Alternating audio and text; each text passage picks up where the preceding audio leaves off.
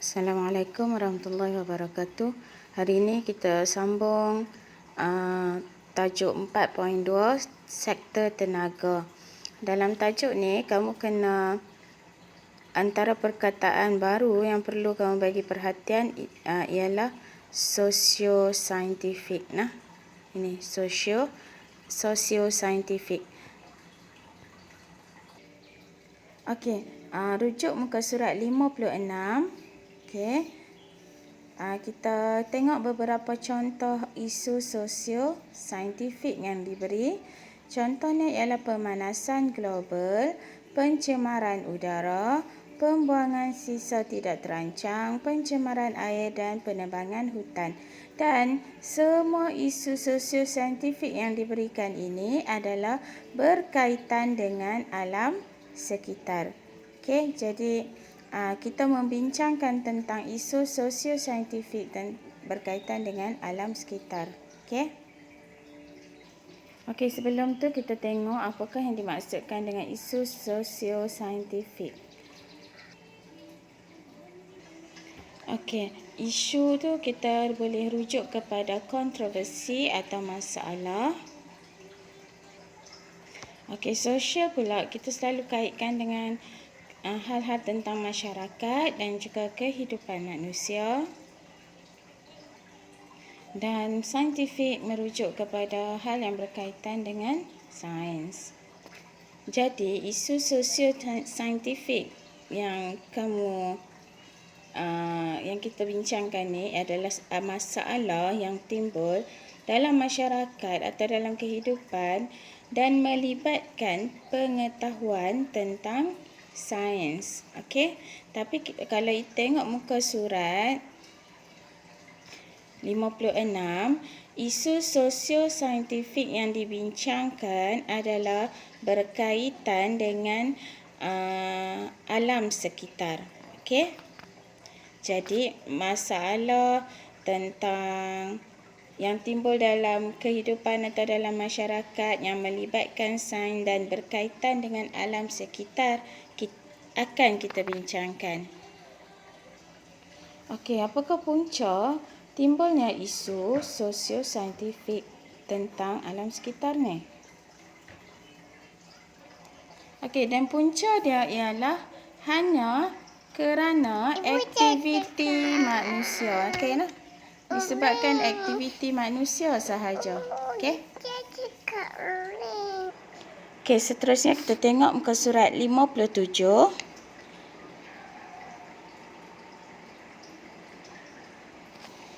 Dalam muka surat 57 dibincangkan tentang isu sosio-saintifik dalam sektor tenaga. Okey, isu sosio-saintifik dalam sektor tenaga, isu utama yang kita nak bincangkan ialah isu dalam penggunaan bahan api fosil. Apa itu bahan api fosil? Okey, bahan api fosil ada 3. Yang pertama ialah petroleum. Yang kedua ialah gas asli. Yang ketiga ialah arang batu. Kenapa pembakaran bahan api fosil ini menyebabkan masalah sosio-saintifik? Okey, kita tengok di sini. Penggunaan sumber tenaga tidak boleh baharu seperti petroleum, arang batu dan gas asli meningkat setiap tahun mengikut kadar keperluan setiap negara di dunia. Jika keadaan ini berterusan, tidak mustahil sumber bahan api fosil akan habis. Okey, jadi bahan api fosil dijangka akan habis satu hari nanti disebabkan permintaan atau penggunaan yang banyak. Okey, seterusnya, pembakaran sumber bahan api fosil akan menghasilkan gas rumah hijau seperti karbon dioksida. Contoh karbon dioksida ni ialah contoh gas rumah hijau. Dan hal ini menyebabkan berlakunya pemanasan global yang semakin kritikal. Okey, jadi kesimpulan daripada apa yang kita baca tadi ialah penggunaan bahan api fosil juga akan membebaskan gas rumah hijau. Bila gas rumah hijau banyak dibebaskan, haba tak dapat dibebaskan dari bumi, jadi bumi akan mengalami pemanasan global. Okey? Sebab gas rumah hijau ni, karbon dioksida ni, dia memerangkap haba. Okey, seterusnya kesan pembakaran bahan api fosil juga menyumbang kepada perubahan iklim yang ekstrim sehingga menyebabkan berlakunya kemarau panjang dan pelbagai bencana alam. Okey, penggunaan bahan api fosil akan menyebabkan perubahan iklim. Okey nah. Seterusnya kita tengok aplikasi teknologi hijau dalam menangani isu sosio-saintifik sektor tenaga. Tadi kita dah tengok masalah-masalah ataupun isu sosio-saintifik dalam sektor tenaga. Sekarang kita nak tengok apakah sumbangan ataupun apakah yang boleh dilakukan oleh teknologi hijau untuk mengatasi masalah yang kita bincangkan tadi.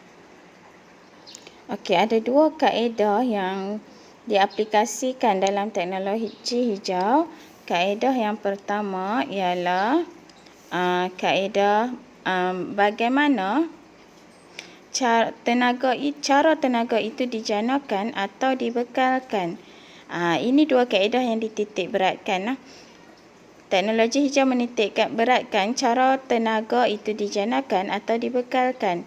Yang kedua, kecekapan penggunaan dan agihan tenaga yang dihasilkan. Jadi kita boleh simpulkan bahawa teknologi hijau memberi fokus kepada dua perkara untuk menangani isu sosio-saintifik berkaitan tenaga ni.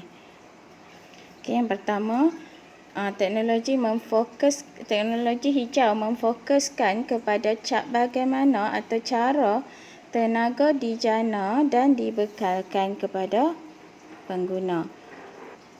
Okey, yang kedua, teknologi hijau memfokuskan kepada kecekapan penggunaan dan agihan tenaga.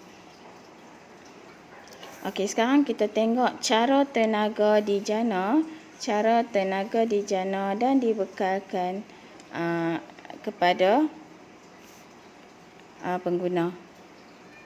Okey, disebabkan bahan api fosil mempunyai beberapa isu sosio-saintifik, jadi beberapa cadangan ataupun beberapa pendekatan telah diambil.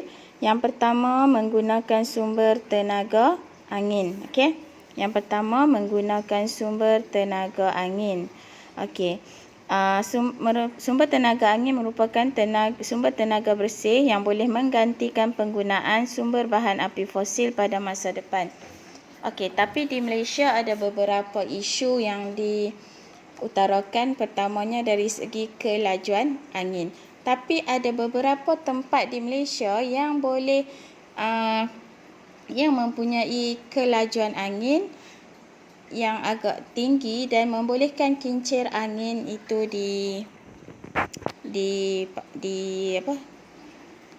dilaksanakan. Okey, contohnya di Pulau Perhentian kita ada 2 kincir angin. Okey, untuk seterusnya guna sumber tenaga hidro. Ini yang negara kita banyak gunakan. Sumber tenaga boleh baharu yang kini menjadi antara sumber tenaga utama dunia untuk pencanaan elektrik. Kalau kita tengok, ini kita guna empangan hidroelektrik. Okey. Seterusnya, sumber tenaga solar. Okey, gunakan tenaga solar juga merupakan antara sumber tenaga boleh baharu yang berpotensi dibangunkan memandangkan Malaysia menerima cahaya matahari yang mencukupi sepanjang tahun. Okey, seterusnya sumber tenaga geoterma. Okey, sebelum tu apa maksud tenaga geoterma? Tenaga geoterma ini merupakan tenaga haba yang diperolehi daripada perut bumi, dari dalam bumi. Okey. Haba yang diperolehi daripada dalam bumi. Juga menjadi tenaga alternatif yang sesuai menggantikan penggunaan bahan api fosil. Namun, faktor geografi yang sesuai menjadi keutamaan sumber ini. Okey, jadi kita ada 4 cadangan atau inisiatif yang kita boleh gunakan untuk menggantikan atau untuk menggantikan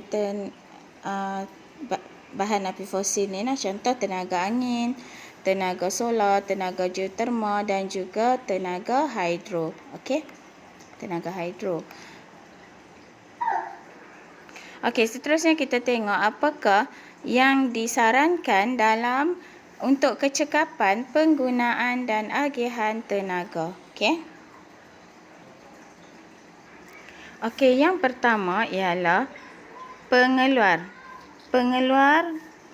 barangan elektrik. Perlu kesedaran kepada pengeluar barang elektrik supaya menghasilkan peralatan yang cekap penggunaan tenaganya. Okey, yang kedua, pengguna.